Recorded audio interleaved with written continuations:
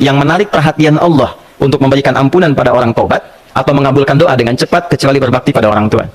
Dan kisahnya viral sekali di Al-Bukhari, 3 orang terjebak dalam gua, kemudian tertutup batu besar karena berteduh hujan, tapi tertutup batu besar. Lalu ketiganya mendorong, tidak pernah bisa mengeluarkan tenaga yang mampu mengeluarkan mereka dari batu itu. Tidak bisa gerak. Satu di antara 3 orang ini mengusulkan, sudah, ini tanda dari Allah.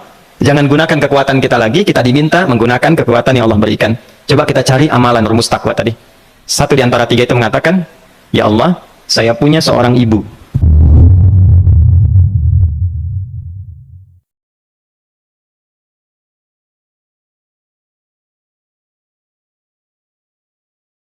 Jadi saya berikan rumusan Qurannya.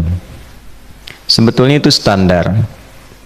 Yang paling standar di dalam ujian Allah kepada manusia, supaya ada nilai rasa dalam diri kita bahwa kita itu punya Allah. Itu poin tertingginya. Nah, biasanya pada titik-titik tertentu oleh Allah itu dihilangkan semua potensi-potensi dari makhluk, sehingga kita bisa merasakan kenikmatan langsung untuk berinteraksi dan mendapatkan anugerah dari Allah. Itu titik tertingginya. Sambil contoh begini, Nabi Zakaria itu yang paling viral di Al-Quran, salah satunya divonis oleh manusia tidak akan mungkin punya keturunan. Secara klinis mustahil, karena istrinya divonis, maaf, monofos dan mandul. Secara medis semua sudah angkat tangan. Tapi apa yang dilakukan? Nanti ini akan melahirkan rumus di Quran surah kelima, Al-Ma'idah ayat 35. Nanti jadi rumus standar dari apa yang dialami oleh beliau ini. Di titik itu beliau menangkap isyarat bahwa ketika manusia sudah mengatakan tidak mungkin, itu tanda awal dari Allah supaya kita langsung memohon kepadanya, karena Allah ingin memberi tanpa perantara siapapun. Maka dilakukanlah kemudian sholat. Sholat itu dalam bahasa Arab, terjemahan kitanya artinya sesuatu yang tersambung, terkoneksi. Karena itu saat kita sedang sholat, kita sedang menyambungkan diri kepada Allah. Anta'budallaha ka'annaka tarah, kata Mas Ihsan tadi. Kita menyembah Allah dan kita merasa diawasi, dinilai oleh Allah. Maka dalam sholat itu beliau meminta, ya, permintaannya viral, qala rabbi habli min ladunka dzurriyyatan thayyibah innaka sami'ud du'a. Bahasa bebasnya begini, ya Allah, semua memvonis aku tidak akan mungkin punya keturunan. Sekarang aku memohon kepadamu saja yang tidak punya batas dalam pemberian. Nah, sebelum ke sedekah dengan harta, Allah mengajarkan dulu sedekahlah dengan tubuh kita. Karena tidak semua orang boleh jadi memiliki harta, tapi semua orang punya potensi untuk menggerakkan tenaganya untuk meminta. Oleh karena itu diletakkan sebelum harta itu sholat. Kenapa rukun Islam yang kedua sholat, selanjutnya zakat? Karena tidak semua orang bisa mengeluarkan harta. Kalau tidak ada satu pun mentok di harta, maka gunakan tubuh kita untuk menunaikan sholat. Itu rumus Nabi Zakaria. Maka beliau tunaikan di mihrabnya Maryam, minta ke Allah. Rumus kedua, sebut nama Allah, Asmaul Husna, sesuai kebutuhan kita. Jadi nggak harus 99. Misal, ini mau menuntut ilmu, sekolah, sebut ya Allah ya Alim, pemilik ilmu. Ada persoalan rizki yang ingin kita dapatkan, ya Allah ya Razak. Ada proyek, ada kegiatan yang kira-kira tantangannya tidak mudah, ya Allah ya Al-Fattah. Ini beliau minta karena divonis tidak mungkin, maka meminta kepada Allah dengan nama pemberian tanpa batas, namanya Wahhab, disingkatnya Hab. Rabbi habli, ya Allah yang tak punya batas dalam pemberian.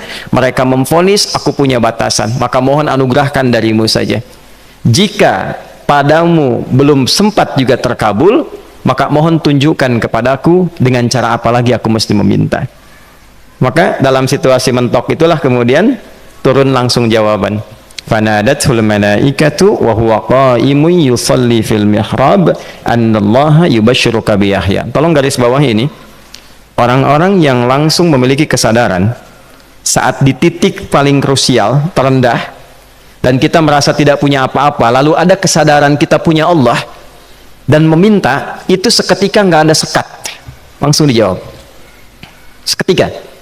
Nah, karena itu biasanya di momen tertentu setiap kita itu pasti mengalami peristiwa itu, apapun bentuknya. Nah, itu kalau sudah sampai ke situ itu kode.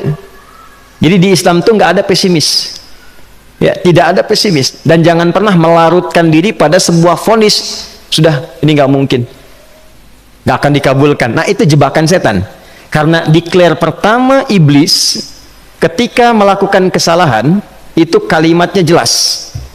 Ana khairum minhu khalaqtani min narin wa khalaqtahu ya min tin. Saya lebih hebat, lebih bagus. Allah nggak mungkin, sudah nggak mungkin ada ampunan lagi. Jadi diteruskan kesimpulan ini, karena nggak mungkin katanya diampuni, ya sudah bermaksiat saja. Karena nggak mungkin dikabul, ya sudah pesimis saja. Padahal di titik itu Allah sedang membuka, temukan kata itu, temukan hubungan itu, minta itu tanpa sekat. Maka seketika malaikat turun menyampaikan, doamu dijawab. Itu sedang berdiri, baru selesai doa, belum selesai sholat, belum salam. Turun malaikat mengatakan, Allah kasih kabar, kamu akan punya anak, langsung namanya dari Allah Yahya. Jadi Yahya itu pemberian Allah. Ya, pemberian Allah. Yahya artinya hidup. Yang mustahil menurut manusia, lahir seorang bayi dari rahim perempuan yang divonis menopause dan mandul, kata Allah jadi dan hidup.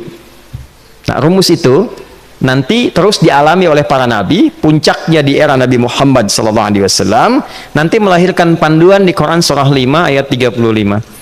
Ya ayyuhalladzina amanu ittaqullaha wabtaghu ilaihil wasilah. Perhatikan kalimatnya dengan detail ya. Hei semua orang yang masih merasa punya iman. Tuh iman kita disentuh.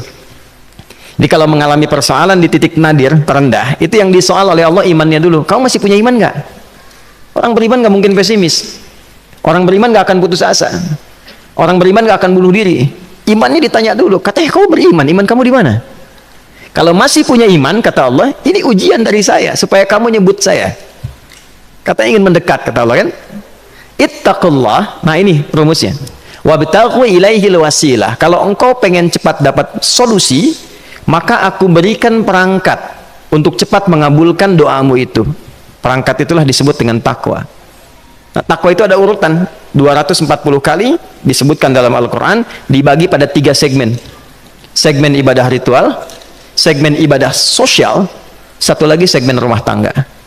Ya, karena itu tinggal cari aja di ibadah ritual, misalnya sholat, bangun tahajud malam, minta sama Allah, dekatkan diri kita. Salah satu kasusnya Nabi Zakaria. Ya, itu poin yang pertama. Yang kedua nanti ada maliyah sosial, itu yang tadi dipraktekkan, sedekah dengan harta. Ya, tidak harus banyak, yang penting Allah minta apa, ikhtiarkan, nggak akan dilihat berapapun nilainya. Yang dilihat itu ada nggak kemampuan mengimplementasikan imannya, itu poinnya. Titik itu, ya. Yang ketiga nanti di keluarga. Urutan pertama orang tua. Kata Ibnu Abbas radhiyallahu taala anhuma, tidak ada satupun aku melihat amalan tertinggi yang menarik perhatian Allah untuk memberikan ampunan pada orang taubat atau mengabulkan doa dengan cepat kecuali berbakti pada orang tua. Dan kisahnya viral sekali di Al-Bukhari, 3 orang terjebak dalam gua, kemudian tertutup batu besar karena berteduh hujan, tapi tertutup batu besar. Lalu ketiganya mendorong, tidak pernah bisa mengeluarkan tenaga yang mampu mengeluarkan mereka dari batu itu. Gak bisa gerak. Satu di antara 3 orang ini mengusulkan, sudah, ini tanda dari Allah, jangan gunakan kekuatan kita lagi, kita diminta menggunakan kekuatan yang Allah berikan. Coba kita cari amalan rumus takwa tadi. Satu di antara 3 itu mengatakan, ya Allah, saya punya seorang ibu. Setiap kali saya berangkat kerja, saya akan selalu siapkan hidangan untuk ibu, khusus untuk susu sebelum tidur, itu saya yang minumkan langsung kepada beliau. Itu berlanjut selama hidup saya seperti yang kau ketahui. Satu kali, saya pulang dari kantor, dari pekerjaan, ibu saya sudah tertidur. Sementara susu belum diminum, dan kami putuskan tidak ada yang berani menyentuh susu dan minuman makanan kecuali ibu terlebih dahulu. Maka saya putuskan memegang nampan susu di samping ibu yang tertidur dan menunggu beliau bangun. Tiba beliau bangun tengah malam, saya berikan susunya tanpa saya katakan saya telah menunggu cukup lama untuk memberikan susu itu. Ibunya nggak dibangunkan, dibiarkan istirahat dengan nyaman. Begitu bangun, diberikan susu tanpa komen sedikit pun. Nggak bilang, mas sebetulnya udah lama tadi nungguin, ya. Langsung diberikan. Seketika ibu senang istirahat dan lalu mengatakan pria ini, ya Allah, jika engkau ridha dengan amalku ini, maka mohon bebaskan kami dari kungkungan batu ini. Lalu ketiganya berikhtiar mendorong, yang tadinya tidak punya kekuatan, seketika batu itu menggelinding dan membebaskan 3 orang itu. Nah itu persegi dalil yang sebetulnya jadi pedoman hidup. Dalil itu kan pedoman bahasa Arabnya, pedoman berkehidupan. Kita di Islam itu lengkap. Jadi kalau kita mengalami kasus itu dimanapun, ya, baik di kedudukan, di usaha, di pengetahuan, sudah mau ngapalin mentok gitu ya, itu ujian.